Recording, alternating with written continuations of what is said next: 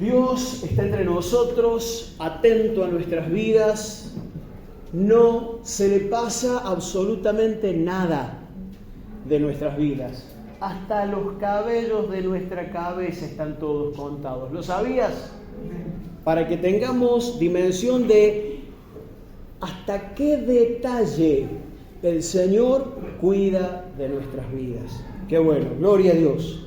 Quiero invitarte a leer un texto que está en el libro del profeta Daniel, versículo 4, verso 35, pero te dejo una consigna para que después podamos responder a esta pregunta. ¿Qué atributos del Señor aparecen en este párrafo, en este versículo? ¿Sí? ¿Qué características o atributos del Señor se ven reflejadas en este pasaje? El texto dice así: todos los habitantes de la tierra son considerados como nada, y Él, o sea Dios, hace según su voluntad en el ejército del cielo y en los habitantes de la tierra, y no hay quien detenga su mano y le diga: ¿qué haces?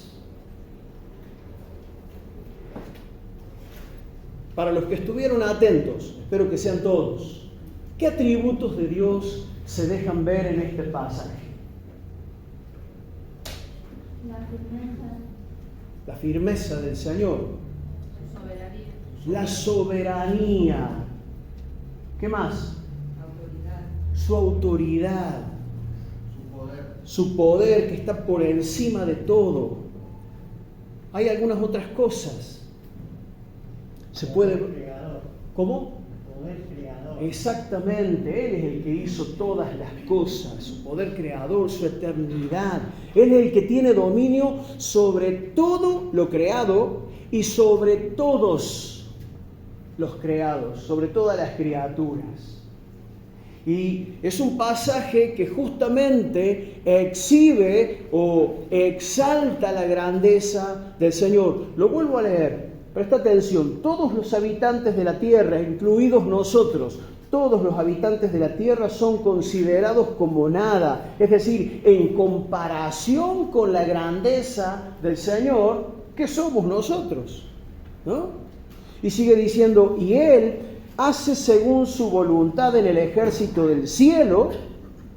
A duras penas el ser humano ha logrado llegar a la luna, decían hace algunos meses atrás, ¿no? Pero sabemos que la luna está ahí a muy poquito de la Tierra en relación a la distancia con otras estrellas y ni hablar de otras galaxias. Entonces, nosotros somos tan pequeñitos y Él hace según su voluntad en el ejército del cielo y en los habitantes de la tierra. Y no hay quien detenga su mano y le diga: ¿qué haces? ¿Quién le puede decir al Señor: hey, ¿por qué haces esto? Al vecino le podemos decir, a aquel que nos encontramos en la calle por ahí, que venía medio distraído manejando, o a lo mejor a vos o a mí, en algún momento nos dijeron: hey, ¿qué haces? Baja la música, ¿no? Cuando uno está en el camping y de pronto hay otro ahí al lado tuyo que también quiere escuchar música. ¿Qué haces? ¿Qué te pasa? ¿Quién le puede decir así al Señor? Qué atrevimiento sería pretender desafiar al Señor de esa manera, ¿no? Ahora, algo interesante. Aunque esta palabra está en el libro del profeta Daniel, no la pronunció el profeta. Esta es una palabra, o mejor dicho, una conclusión de vida de aquel rey que hemos mencionado muchas veces, Nabucodonosor. El rey Nabucodonosor fue uno que creía ser autoridad y creía ser el soberano en la tierra porque había logrado conquistar por ese entonces a todas las naciones alrededor de donde él vivía. Y había logrado desarrollarse a nivel económico, a nivel comercial. Todas las naciones de alguna manera dependían del comercio con Babilonia, y lo que él bendecía prosperaba, y lo que él destinaba para la muerte moría. ¿no? Era una persona que había logrado desarrollarse de una manera increíble, eran potencia mundial por aquel entonces, ¿no? Pero dice el capítulo 4, en los primeros versículos, ¿sí? Los primeros versículos que encabezan este capítulo, dice así: yo, el rey Nabucodonosor, me dirijo a todos los pueblos, naciones y lenguas que habitan en todo el país. Que la paz les sea multiplicada. Es conveniente que yo dé a conocer las señales y milagros que el Dios Altísimo ha hecho conmigo. Y empieza a alabar al Señor. Fíjense, dice Nabucodonosor, cuán grandes son sus señales y cuán prodigiosas sus maravillas. Su reino es un reino sempiterno. Eso significa que siempre sigue igual, que nunca se termina. Su señorío va de generación en generación. Nabucodonosor, este hombre que por algún momento se encontraba en la cresta de la ola, ¿se entiende esa expresión? Era el número 1. A ver, no tengo nada en contra de este jugador con el que Dios ha bendecido la Argentina, ¿no es cierto? ¿Quién está en boca de todo el mundo y en todas las remeras y en todos los carteles y las propagandas hoy? Bueno, y qué bueno que Él da gloria a Dios cuando juega y cuando habla, ¿no? Pero en aquel entonces, el que todo el mundo conocía y de quien todos hablaban, de la grandeza de quien hablaban en aquel entonces, era de Nabucodonosor. Solo que Nabucodonosor tenía un aire de grandeza tremenda, justamente porque por la sabiduría, por la inteligencia y el poder que se le había dado, él había hecho prosperar esta nación que era Babilonia, este imperio, y había logrado conquistar a muchas otras naciones y tenía dominio, poder, autoridad sobre muchos. Él llegó a creerse la última Coca-Cola en el desierto. Él llegó a creer que por su propia fuerza y con sus propios méritos había hecho todo lo que había logrado. ¿Se acuerdan cuando estando en el palacio y viendo la ciudad y viendo la hermosura, dicen que una de las 7 maravillas del mundo por aquel entonces eran los jardines colgantes de Babilonia? Y ahí, en medio de toda esa belleza, estaba el rey como el número 1. Y él proclamó aquellas palabras tremendas: ¿no es esta la gran Babilonia que yo edifiqué para casa real con la fuerza de mi poder y para gloria de mi majestad? Humildad, menos 10. ¿No? Pero como leímos al principio, ese versículo en 1 Pedro 5:5, Pedro dijo: Dios resiste ¿a quién? A los soberbios y da gracia a los humildes, ¿no? Entonces, el Altísimo, así lo denomina Nabucodonosor al Señor, apareció, irrumpió en la vida de este hombre para enseñarle algo que iba a ser de mucha utilidad. ¿Se acuerdan que el domingo pasado hablamos de Coré y de la rebelión que generó al sembrarle su enojo y su malestar y su desagrado para con Moisés y Aarón, y provocó un levantamiento por su orgullo? Llegó a rebelarse él con un montón de personas más que terminaron muertas literalmente y de una manera dramática. Pero hoy estamos enfrente de otro orgulloso que es Nabucodonosor. Y la pregunta es: ¿hay esperanza para una persona soberbia, para una persona orgullosa? ¿Qué te parece? Sí. Claro que sí. Claro que sí.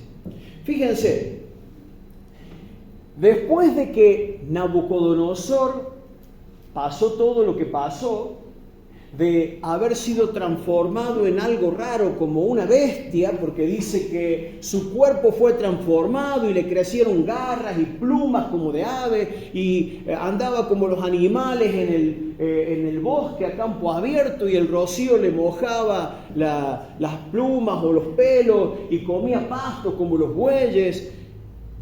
Y eso duró 7 tiempos, dice la Reina Valera.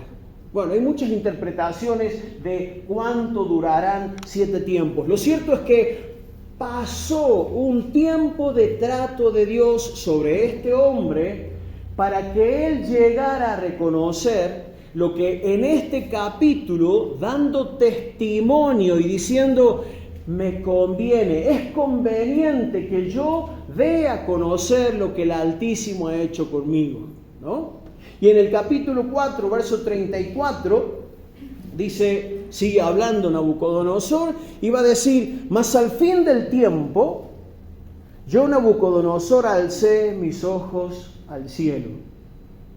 Y no es casualidad, al fin del tiempo, tuvo que pasar el proceso, tuvo que morder el polvo, tuvo que trabajar su orgullo, reconocerlo, asumir que no era él tan grande y tan fuerte como él creía serlo.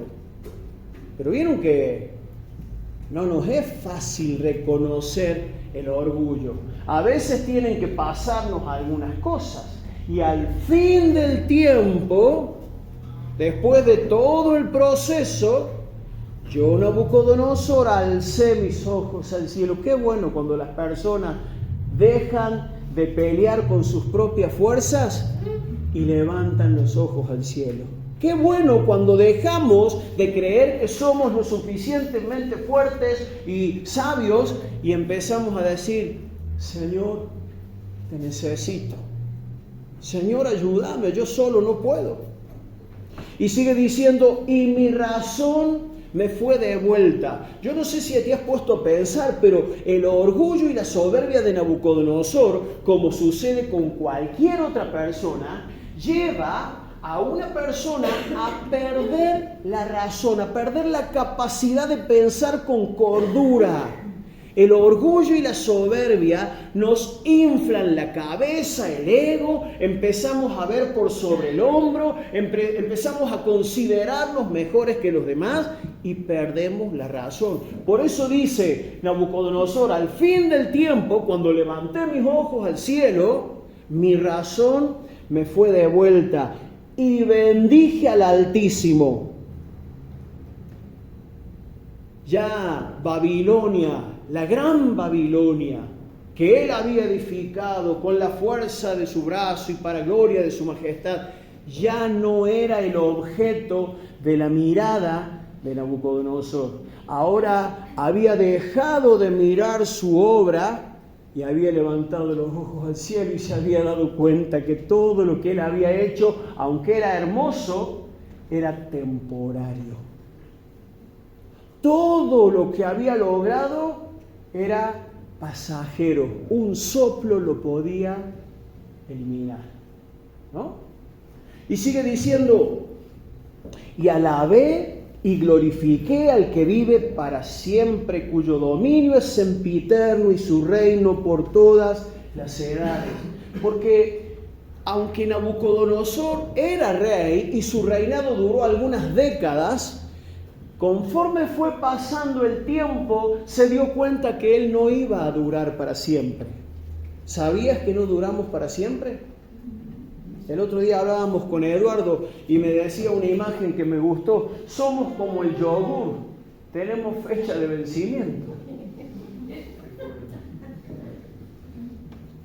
Y Nabucodonosor se dio cuenta que su reinado tenía una fecha de vencimiento. Por más glorioso que él fuera o hubiera sido su reinado, iba a llegar un tiempo donde no iba a estar más e iban a venir otros e iban a tomar otras decisiones.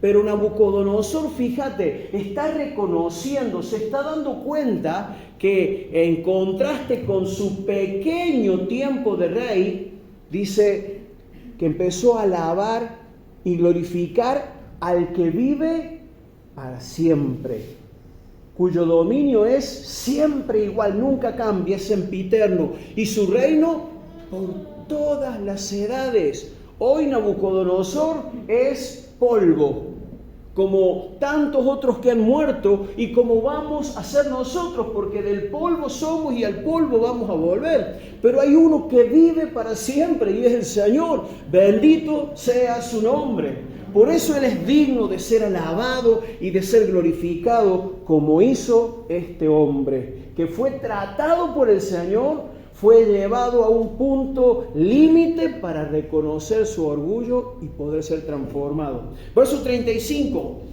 y acá es donde viene lo que leímos al principio, ¿no? Todos los habitantes de la tierra son considerados como nada. Y Él hace según su voluntad en el ejército del cielo y en los habitantes de la tierra, y no hay quien detenga su mano y le diga, ¿qué haces? Él creía que antes Él era el que tomaba decisiones y que nadie lo podía confrontar. Pero ahora se da cuenta que si hay alguien que tiene esas características, como ustedes dijeron, si hay alguien verdaderamente soberano, eterno y con toda la autoridad, no era Él, era el Altísimo. Verso 36. En el mismo tiempo, es decir, cuando Él reconoció al Señor, cuando Él asumió que había uno mucho más grande y poderoso que Él, cuando Él adoró a Dios, en el mismo tiempo mi razón me fue devuelta y la majestad de mi reino, mi dignidad y mi grandeza volvieron a mí, y mis gobernadores y mis consejeros me buscaron, y fui restablecido en mi reino. Cuando este hombre se humilló y reconoció su orgullo, pasaron todas estas cosas. Yo te preguntaba, ¿hay esperanza para un orgulloso? ¿Hay esperanza para un soberbio? Y la respuesta es sí, claro que sí. ¿Qué tiene que pasar en el medio? Tenemos que aprender a recibir el trato de Dios. Y obviamente hacerlo a tiempo, porque cuando descendamos a la sepultura ya no vamos a poder pedir más perdón a nadie, ya no le vamos a poder decir te amo a nadie, así que si hasta acá por orgullo o por miedo o por vergüenza no has pedido perdón o no has perdonado, si hasta acá por orgullo o por vergüenza no le has dicho a alguien que lo amas, no pierdas más tiempo. No pierdas más tiempo, porque no vamos a poder hacer ninguna de esas cosas cuando descendamos a la sepultura. Y este hombre aceptó, o no le quedó otra, digamos, Dios en su misericordia permitió que él llegara al punto de reconocer que no era ni tan grande ni tan fuerte como creía.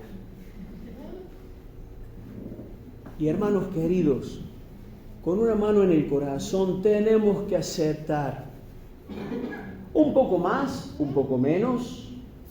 Todos luchamos con este venenito que aparece cada tanto. El orgullo, la soberbia, la altivez, creernos más de lo que somos, de lo que tenemos, ¿no? Es decir, de pronto Dios a uno le da un buen trabajo, un buen pago, y a veces es suficiente para que alguien se crea un poco mejor que los demás. Alguien anda con una casa nueva, un auto nuevo, un viaje nuevo. No voy a decir una esposa nueva porque eso puede ser problema para quienes hablan o cualquiera que se ríe, ¿cierto? Pero de pronto a veces tenemos algo nuevo y somos como Kiko. ¿Vieron cuando Kiko aparecía con la pelota nueva y se la refregaba el chavo y el pobre chavo no tenía nada? Y eso tan gracioso ilustra lo que muchas veces hacemos las personas. Nos sentimos más fuertes o más importantes que otros porque tenemos algo que otros no tienen. ¿Qué tienes que no hayas recibido? Y si lo recibiste, ¿por qué te glorías? ¿Por qué te agrandas? ¿Se dan cuenta? Todos tenemos que aprender a reconocer. Y qué bueno cuando nos dejamos tratar por el Señor. qué bueno. Estoy tratando de amigarme, o estoy procurando amigarme con el trato de Dios, sobre todo con esos tratos que yo no quisiera o por lo menos no elegiría.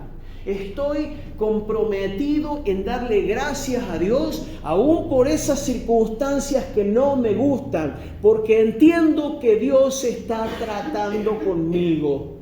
Y probablemente en varias ocasiones tenga que ver ese trato con que no se me suban los humos a la cabeza. Se lo digo de corazón, hermanos. Y muchas veces he dicho, es lo que Pablo reconoció. Para que la grandeza de las revelaciones no me exaltase desmedidamente, me fue dado un aguijón en la carne, un mensajero de Satanás que me abofetee.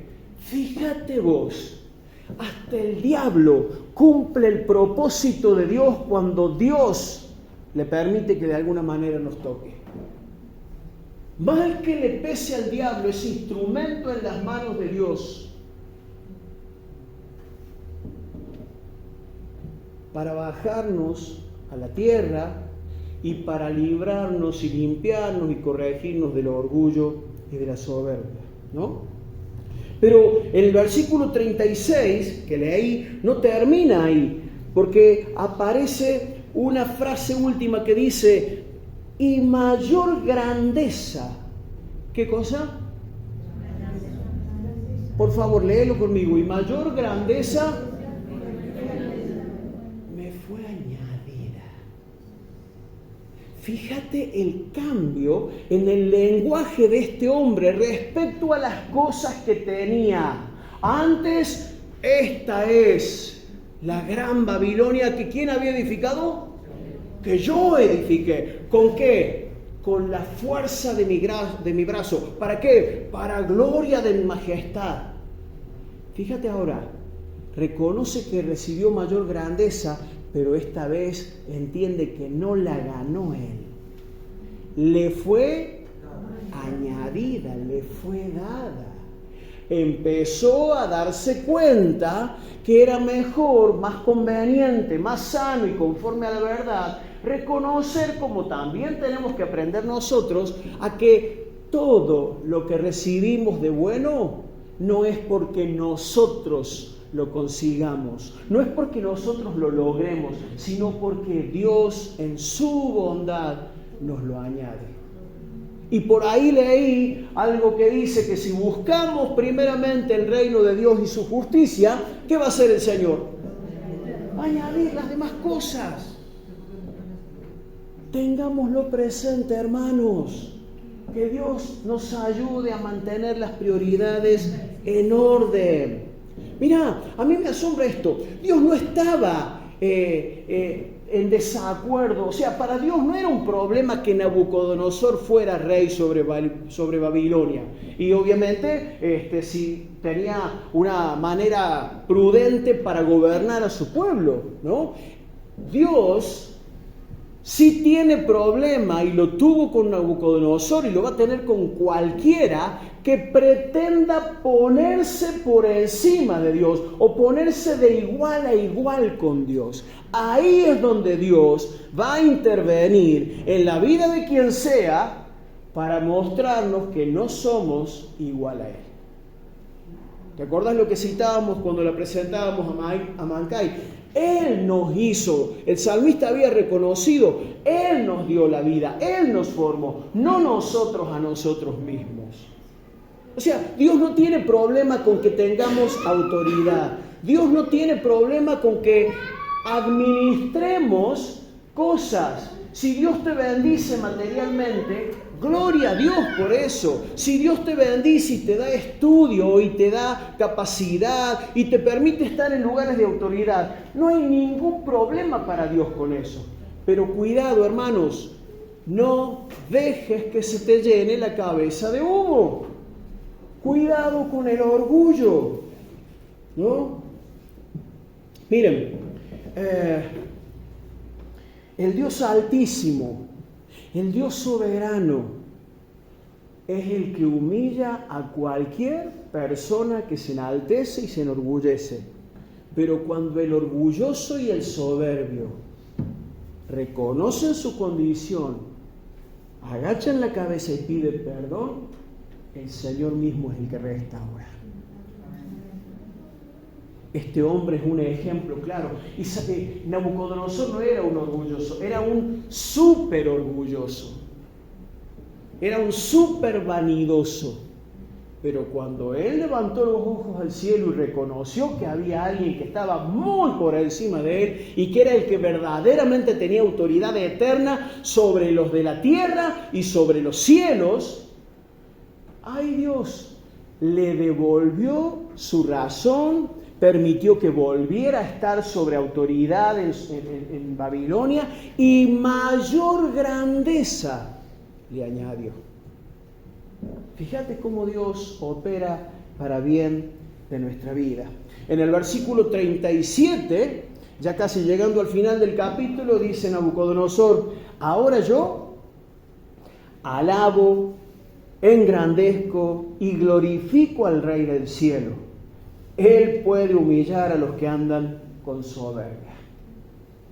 Creo que no habían hablado con el apóstol Pedro, pero habían entendido la misma realidad. ¿Te acordás que leímos de Pedro? Pedro dijo, como está escrito en los Proverbios, que Dios resiste a los soberbios, pero da gracia a los humildes. Y la gracia del Señor es sorprendente, hermanos. La gracia del Señor no tiene punto de comparación, es maravillosa, porque justamente el mismo que humilla se encarga de restaurar. Y cuando Dios humilla a una persona, no es para destruirla, sino para restaurarla y edificarla, para ubicarla en su justo lugar, para que aprendamos a tener el valor de la dignidad que Dios nos dio por ser sus hijos, por ser criaturas de Él, no porque tengamos un peso más o un auto más caro o una casa más nueva. Esas cosas se van a destruir, pero la dignidad que Él nos da como personas, eso sí, independientemente de las cantidades de cosas que tengamos, eso nos da el valor a los ojos del Señor y a los ojos de los demás. Y si viene alguien que te menosprecia, porque no tenés, o porque sos así o asá, o porque lo que sea, ya no tiene por qué dañarte, ya no tiene por qué lastimarte. ¿Vieron que hay gente que vive con un resentimiento porque la consideran menos? Siempre me ningunean, me negrean, siempre me denigran. Y obviamente no es grato. Pero, ¿qué problema con lo que diga la gente de mí? Si yo sé que Dios dice que me ama y que me ha recibido en Cristo Jesús. ¿Qué habrá dicho la gente de aquella mujer a la que descubrieron en el acto de adulterio? ¿Te imaginas los comentarios? ¿Te imaginas la comidilla que tenían a esos que les gusta hablar de los demás? ¿Cuántos comentarios habrán sido hechos respecto de esa mujer? Las que iban ahí a hacer las compras en la verdulería y la veían pasar. Ahí va. Ah, sí, esa es. ¿No? Y cuando llevaba a sus hijos a la escuela, las otras mamás hacían grupito y también cuchichaban y la miraban de reojo. Pero, ¿qué puede haberle importado a esa mujer? Si ella escuchó del mismo Señor Jesús esto que le dijo: vete y no peques más, yo no te condeno. ¿Te das cuenta?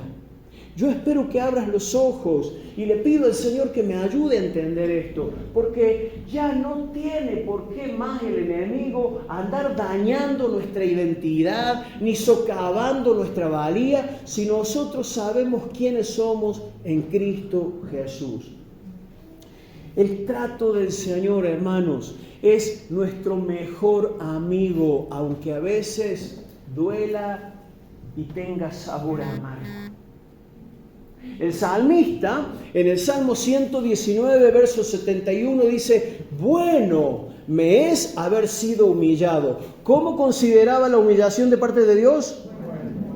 Buena. Esto es algo provechoso, esto es útil para mí. Es bueno que Dios me haya humillado porque ahora aprendo sus estatutos. Y a veces Dios tiene que hacernos pasar por estos procesos para que aprendamos lo que realmente es bueno para nuestra vida.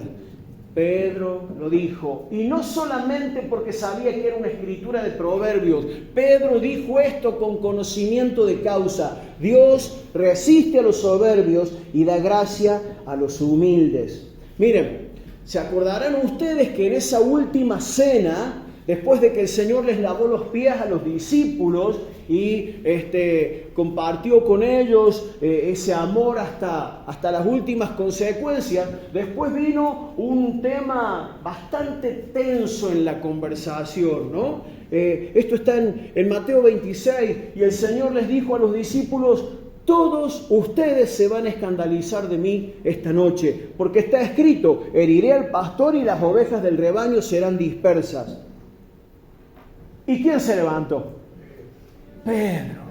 Escucha, trata de imaginarte la escena. Todos angustiados, todos tragando saliva porque Jesús les había dicho: todos ustedes se van a escandalizar de mí esta noche. Y Pedro aparece ahí con la S, ¿la dibujé bien o al revés? Bueno, con la S acá, super apóstol, ¿sí? Y dice, Pedro respondió: aunque todos se escandalicen de ti, yo nunca me escandalizaré. Toma mate. Y Jesús le dijo: te aseguro que esta noche, antes que el gallo cante, me negarás no una ni dos, sino 3 veces. Y lejos de achicarse Pedro, redobló la apuesta. Aunque me sea necesario morir contigo, no te negaré.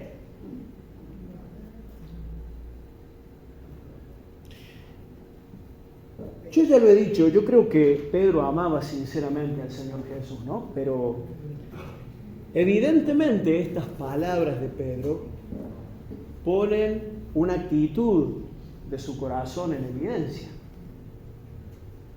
Él se creía por lo menos mejor que los otros 11. Aunque todos te nieguen, yo no te negaré. ¿Te das cuenta? ¿Qué había en el corazón de Pedro en ese momento? Había orgullo espiritual. Miren, hermanos, es tan común esto, y yo espero que realmente aprendamos a identificarlo. No le tengamos miedo, no nos desesperemos. Cuando nos demos cuenta que hay orgullo en nuestra vida, vayamos al Señor. Es un peligro muy grande, creo que es una faceta del orgullo, pensar que no lo tenemos. Miren, nos juntamos con los hermanos pastores de las congregaciones de acá. Y más de una vez se ha cruzado por mi cabeza pensar: wow, la iglesia de tal, hay cantidad de gente. Inmediatamente algo toca el orgullo acá adentro. ¿Y por qué yo no? O de pensar: vino fulanito, el pastorcito tal, sí, tiene una iglesita por allá, se juntan con 15 personas. ¿Y saben a qué responde eso? A orgullo. Es decir, en todo. El hecho de pasar acá al frente a hacer algo, el hecho de figurar en una lista de personas que tienen responsabilidades o autoridades, el hecho de tener un don, una gracia, una capacidad de Dios, de todo podemos pisar el palito del orgullo si no tenemos cuidado. Me saqué la mejor nota del curso. ¡Wow! El profesor hizo una pregunta y yo fui la única que levanté la mano, dijo la chilindrina. ¿Y qué preguntó?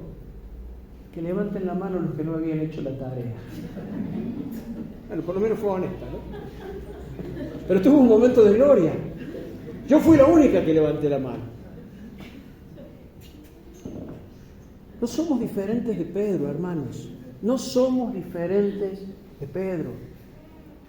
Y Pedro tuvo que pasar también por ese trato, porque se hizo, la hora avanzó, lo llevaron a Pedro, lo llevaron al Señor Jesús, y el que desapareció primero fue él.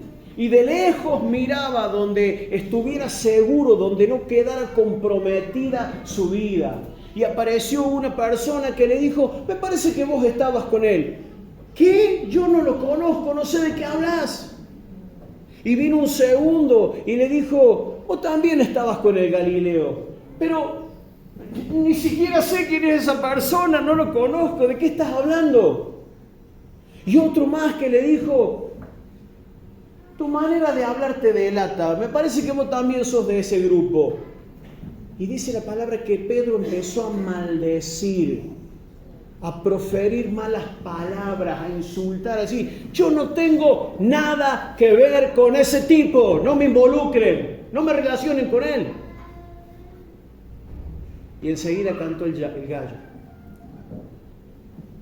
Y Pedro se acordó de las palabras del Señor Jesús y lloró amargamente. Es decir, lloró con dolor, porque se dio cuenta, reconoció su orgullo. Y así de amargo muchas veces es el trato de Dios, pero es para bien de nuestra vida. Vuelvo a decirte, le pido al Señor, quiero amigarme con todo lo que Dios haga en mi vida, porque entiendo que de algo está guardándome o algo está queriendo producir en mi vida. Trato de mirar con gratitud todo. Cada día le agradezco al Señor por la vida, por la salud, por el plato de comida, por la familia, pero también le agradezco por las cosas que no me gustan. Y le pido al Señor, quiero aprender, Señor, quiero dejarme tratar, quiero ser dócil. Líbrame, Señor, de las soberbias, como oraba el salmista, que no se enseñoreen de mi vida, que no se me suba a la cabeza el orgullo. Y el Evangelio de Lucas registra otra parte de lo vivido esa noche cuando Pedro negó al Señor Jesús, cuando Jesús le dijo: vos me vas a negar 3 veces. En Lucas 22:31 dice que también el Señor le dijo a Pedro: Simón, he aquí Satanás os ha pedido para zarandearos como a trigo, pero yo he rogado que tu fe no falte. Y una vez vuelto, confirma a tus hermanos. Por eso te decía hace un rato, a veces hasta el enemigo forma parte de las herramientas en la voluntad de Dios para tratar con nuestro orgullo. Pero de la misma manera que no permitió que Nabucodonosor fuera destruido, el Señor Jesús tampoco permitió que Pedro fuera destruido. Es más, se tomó el compromiso de orar, de interceder por él, justamente para que no le falte la fe en el tiempo donde Pedro iba a tener que reconocer su pequeñez, su flojera, que no era tan grande su fe como él creía. Y fue Jesús el que vino a Pedro y lo restauró. Pedro, ¿me amas? Y probablemente Pedro estaba medio como esquivando la mirada o como sin atreverse a levantar los ojos. Pero Jesús vino. Y en ningún momento se relata que le haya dicho: ah, ¿viste? ¿Y cómo nos sale de fácil a nosotros ese: ¿viste que te dije? Ah, yo te había avisado. Si me hubieras escuchado. Qué bueno si pudiéramos sacar de nuestro lenguaje esas expresiones, ¿no? Jesús no vino a meter el dedo en la llaga. Cuando se arrimó a Pedro fue para restaurarlo. Pedro, Simón, hijo de Jonás. Pedro, ¿me amas? Sí, Señor. Pastorea mis ovejas. Y le volvió a preguntar una segunda vez. Y le volvió a preguntar una tercera vez. Hasta que Pedro dijo, Señor, vos lo sabes todo. Ya me lo demostraste. Me dijiste que yo te iba a negar 3 veces. Y yo creí que era un campeón de la fe. Vos lo sabes todo, Señor. Vos sabés que te quiero. Y lejos de sermonearlo, Jesús lo confirmó para el ministerio. ¿Por qué? ¿Porque Pedro era especial? ¿O porque en la soberanía de Dios el Señor levanta a quien quiere?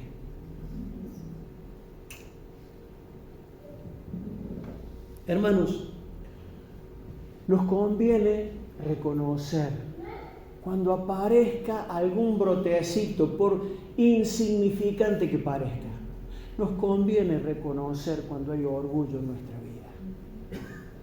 Nos conviene pedirle al Señor que nos ayude. Ser más bien dóciles, no esconder la mugre bajo la alfombra, no esconder ese orgullo detrás de apariencias de humildad. Nos conviene demostrar que estamos en proceso, porque si no lo hacemos nosotros por nuestra propia voluntad, te aseguro que el Señor tarde o temprano nos va a meter en ese proceso. Podemos evitarlo. Si somos mansos y humildes, si tenemos presente que Dios resiste a los soberbios, pero a los humildes les da gracia, vayamos por el camino que nos dejó el Señor Jesús bien ejemplificado. El sentir de Cristo, la humildad de Cristo. ¿Te acordás que Jesús dijo de qué manera podemos alcanzar o hallar descanso para nuestras almas? ¿Qué teníamos que hacer? ¿O cómo teníamos que ser? Aprendan de mí que soy manso y humilde de corazón y van a encontrar descanso para sus almas. O sea, dejemos de lado cualquier actitud altiva. Aprendamos a recibir con mansedumbre cuando alguien nos habla, nos alienta, nos llama la atención. Yo me doy cuenta, a mí cuando me vienen a decir algo enseguida, ¿qué les voy a decir? ¿Que no? ¿Les voy a negar? Soy de carne y hueso. Pero también esas cosas trato de tenerlas presentes como un posible trato de Dios, ¿no? Porque Él se encarga de mi vida. No caigamos en el engaño del mentiroso, en el engaño del diablo. ¿Sabes qué? El diablo es un campeón para llenarnos la cabeza de mentiras y hacernos creer esto. ¿Por qué Dios no hace justicia con aquel o con aquella? ¿Por qué Dios está empecinado conmigo? Y me trata, y me da, y me sacude. ¿Por qué? ¿Y a aquel cuándo le va a hacer justicia? ¿Y a aquella persona? Porque claro, en medio de esos sacudones, uno empieza a ver a otros que pareciera que no les pasa nada. Son orgullosos, son soberbios y encima les va bien. ¿Y por qué Dios no hace nada con aquel? Y hasta entramos a cuestionar la justicia de Dios. ¿Te la agarraste conmigo? ¿Qué te pasa? A los otros les das lo que te piden y a mí hace 3 días que te vengo pidiendo. Hermanos, cuidado, porque ese argumento es tremendamente peligroso. Ese argumento hace que muchas personas se llenen de odio. Ese argumento hace que muchas personas se llenen de cuestionamientos para con Dios e incluso cuestionen la justicia de Dios. Y muchas personas, bajo ese argumento, se sienten con el derecho de hacer justicia por mano propia. Que nos libre el Señor, porque el Señor a ninguno le va la palabra dice puntualmente, no tomará por inocente al culpable. En su tiempo el Señor, en su soberanía el Señor hace con cada uno justicia. Si Dios me está tratando a mí, lo mejor que puedo hacer es de buena gana recibir ese trato. ¿Te acordás cuando Pedro le dijo a Jesús, se anda diciendo que este va a quedar hasta que vos vuelvas? Refiriéndose a Juan. ¿Es cierto que este se va a quedar vivo hasta que vos vengas? Y Jesús le dijo, y si así fuera, ¿Qué te importa a vos? O sea, lo estoy argentinizando, ¿no? Y si yo quiero que así sea, ¿qué a ti? Vos ocupate en lo tuyo. Vos enfocate en tu vida, Pedro. Y eso es lo que tenemos que aprender nosotros también. Dios parece que a aquel o a aquella no le está tratando. Bueno, es cosa de Dios. Dios sabe cuándo, Dios sabe cómo, Dios sabe de qué manera va a tratar con cada uno. Si Dios te está tratando a vos, dale gracias. Recibilo con buena cara, porque es para bien de tu vida. Les comparto algo que escuché y me parece muy gráfico para terminar. Hermanos, Dios es demasiado grande para ser detenido, demasiado poderoso para que alguien detenga su mano. Nadie le puede venir a decir, ¿qué estás haciendo? ¿Por qué haces así con aquel? ¿Por qué no haces así conmigo? Dios es demasiado sabio para equivocarse. Dios es demasiado santo para ser injusto y demasiado bueno para abandonar a sus hijos. Dios es demasiado soberano para perder el control. Es un privilegio que estemos en sus manos.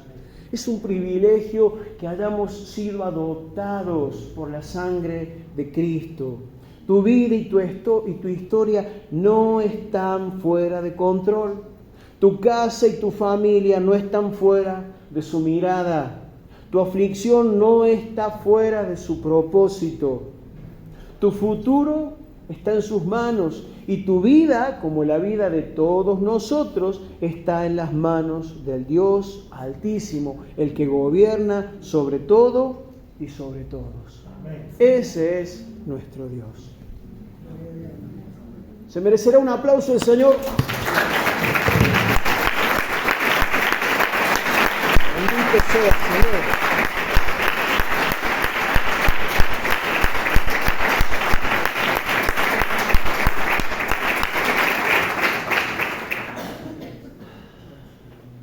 Y qué bueno que el proverbio o lo que expresó Pedro no termina solamente en el hecho de que Dios resiste a los soberbios.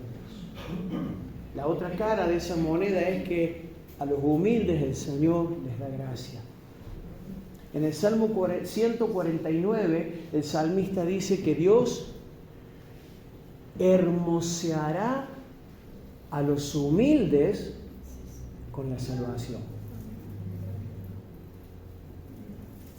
La gente se vuelve loca hoy en día tratando de verse hermosa. La gente paga fortuna, se hace operaciones, se hace cirugías estéticas y tratamientos de acá y de allá y compra productos, todo con el objetivo de que la cara o la apariencia se le vea más hermosa. O sea, cuidemos nuestra vida, peinémonos, cepillémonos los dientes, bañémonos, está bien, no hay nada de malo en eso. Pero hay una hermosura que no te la va a dar ningún tratamiento de belleza, por más caro que sea. No hay ningún instituto que te pueda embellecer o ponerte más hermoso o más hermosa como lo hace el Señor. El Señor es el que hermosea a los humildes con la salvación. Procura esa belleza, porque esa es la belleza que realmente Él valora. En el cielo, si nos presentamos delante de Dios con alhajas de oro y con ropa de marca, no lo vamos a impresionar a Dios. No vamos a impresionar a Dios porque tengamos tal color de ojos, o tal altura, o tales medidas. Pero a Dios sí le va a ser muy grata la belleza de aquellos humildes a quienes Él hermosea. Bendito sea el Señor. Ponete de pie, terminamos orando. Si mis hermanos de la alabanza pueden pasar, para que después exaltemos al Señor con todo nuestro corazón.